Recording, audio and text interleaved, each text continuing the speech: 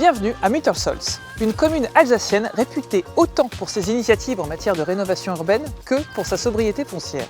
Aujourd'hui, je vais rencontrer Patrick Barbier, le maire de la ville, et un habitant très investi dans la commune, Vincent Juigné.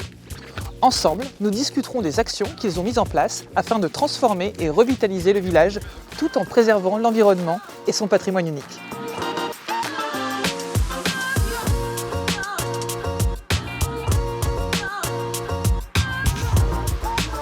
Bonjour Monsieur le maire. Bonjour Charlotte, bienvenue à Muttersolz. Merci de me recevoir.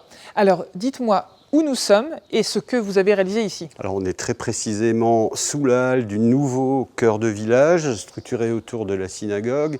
Il y a quelques années, on a constaté que notre village s'étalait de manière très rapide. On a triplé de surface bâtie et bien sûr au détriment des espaces naturels forestiers et agricoles, ce qui est notre grosse motivation, la protection de la nature. Donc l'idée, ça a été de reconcentrer l'urbanisme public et privé dans le cœur de village pour aussi recréer du lien, mais surtout ne pas continuer à s'étaler.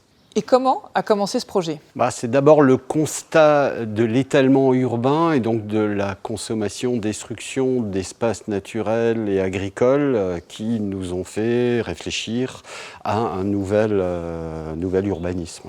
On a commencé à montrer l'exemple, la mairie, avec les bâtiments publics. L'ancienne synagogue a été réhabilitée en salle de spectacle. On a mis un gymnase à énergie positive juste à côté. On a mis la salle du conseil. On a réhabilité la mairie, l'école. On a mis le périscolaire dans une ancienne maison alsacienne. Et à partir de là, on a réfléchi pour notre plan local d'urbanisme aux zones constructibles ou non. On est revenu sur la constructibilité pour reconcentrer l'habitat dans le cœur de village. Et il y a d'autres types de bâtiments qui sont concernés ? Bien sûr, il y a beaucoup de bâtiments privés. Lors des études préalables du PLU, on a constaté qu'on avait plus de 80 logements privés vacants. Donc on s'est dit que là, il y avait une solution pour continuer à accueillir des personnes.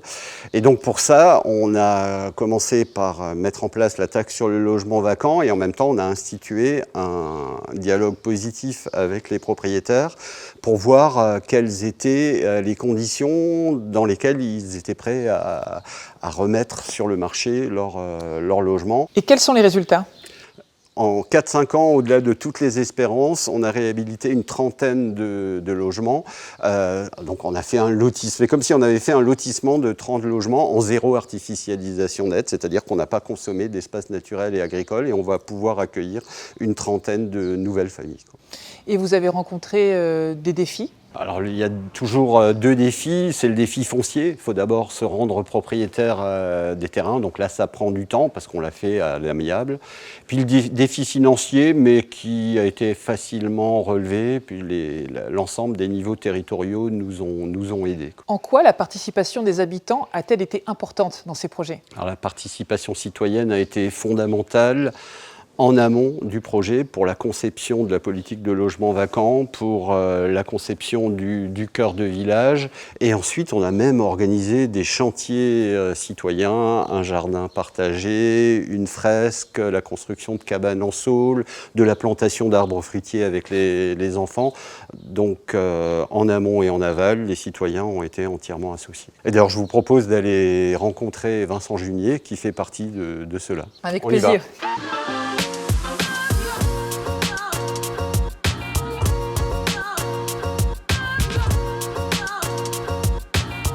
Alors ça, c'est la maison que Vincent a rénovée. C'est magnifique. Alors, dites-moi comment et pourquoi vous avez rénové cette maison ? Alors, je cherchais un logement sur la commune de Muttersolz et donc je me suis rapproché de la mairie pour voir quel programme ils pouvaient proposer et quel type de logement il y avait sur la commune. Donc on m'a proposé cette maison. J'ai de suite senti le potentiel en divisant en 2 appartements. Donc mon appartement au premier étage et donc l'appartement que j'ai mis en location au rez-de-chaussée. Ce second appartement donc, a été financé grâce à des aides telles que l'ANA.